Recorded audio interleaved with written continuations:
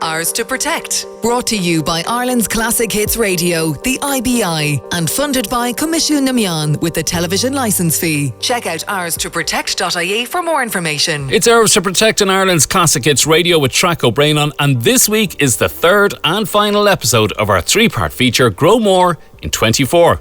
So far, we've looked at how to get started at growing your own vegetables and how best to plan to get the most out of the space you have available. This week we're looking at what you could grow now that the planting month of March has arrived. Back to Ollie Greene from Betterplants.ie to find out what options are available to the small-time veg grower. I think in the gardening world anyway, March is potato growing. Okay. Normally, I know when we were growing up, my father, he would never let pass for early potatoes. St. Patrick's Day is always the big day for growing potatoes. Okay. And they're the early varieties. And the reason why you get the early varieties in, you get them in early so, when, they're not as accessible to picking up the potato blight and stuff like that once they're in early.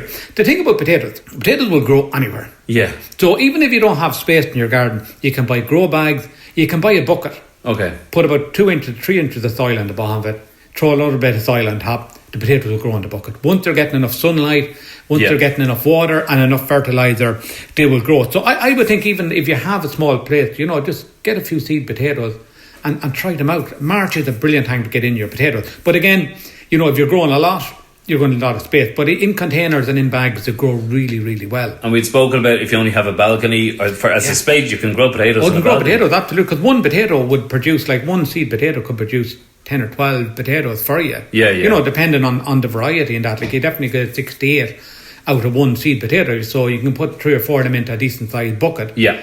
And there you go, you'd have a couple of dinners out of it. Yeah. And what are the things then as we move towards April then? April then you can go into, you can start outdoors, you can start growing your broccoli seeds, peas, spinach. If you eat a lot of spinach was a brilliant thing to grow. If you eat spinach. Yeah. You can get them in, again, you can grow as much as you want and you can seasonally grow them as well. So you can put in a few, 5 or 6, maybe, it depends what you're going to grow. So if you think 4 or 5 plants is going to do you, put in 4 or 5 plants and then maybe in 4 or 5 week time put in another 2 or 3 seeds and have them coming on a cycle. Yeah. Because the worst thing you do is grow too much altogether. Yeah. And the other side then, seed versus, you can go into local, in around any of your local towns, your local shops, your local hardware stores, plant shops, garden centres will have actually pre-started off trays of vegetables. Okay. So and they're a brilliant way to go. Yeah. Because you just bring them home, dig a hole and pop them in.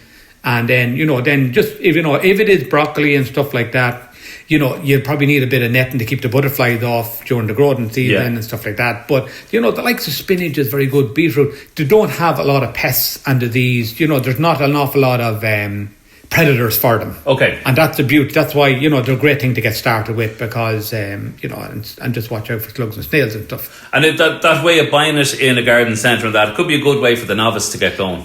Definitely, 100%. Yeah. I highly recommend it because you can buy it as you need it. And then looking on later in the year, there's other options then. Once the summer has passed and you've harvested what you've sown earlier on in the year, you can still be planting other things. We mentioned earlier about garlic. That's a good winter kind of you vegetable. If you have beds and you say you had, broccoli or peas or beans or whatever growing, then you can start putting in your winter onions, red onions, white onions. You can put in your garlic. And these would be all ready to harvest then the following year in around March, April, May. Kind of thing. So you'd be taking them out and then you can use that bed again for something during the spring. Because think of it, even if you start growing in, even if you start March, you have the whole way right through till September. Yeah. To harvest. So you don't be in, you don't have to be panicking about, oh God, I have to get this and get in. Yeah. The growing season is you have the 6 months to do that. Yeah, another 6 months nearly to start your other stuff again. Yeah. This is fascinating stuff. I have a lot to try out myself. If you go to Betterplants.ie, I know you have a lot of videos on the website if people want to have a look at them and see just little things that will help you along if people are looking to plan things for the first time especially. Thanks very much for all your help over the last 3 features here about this, and hopefully we'll all grow a bit more now in 24. Thanks very much, Ollie Greene. My pleasure. Thanks so much for having me on. So if you've never grown vegetables before and thought it was beyond you, listen back to the 3 episodes of Grow More in 24 and you'll not go too far wrong. All the features are available on the Hours to Protect page on classichits.ie or on hours2protect.ie, and Ollie has lots of handy video tutorials available at Betterplants.ie. Hours to Protect is funded by Commission Namian with the television licence fee and is a partnership between Ireland's Classic Hits Radio and the Independent Broadcasters of Ireland. Check out hours2protect.ie for more information.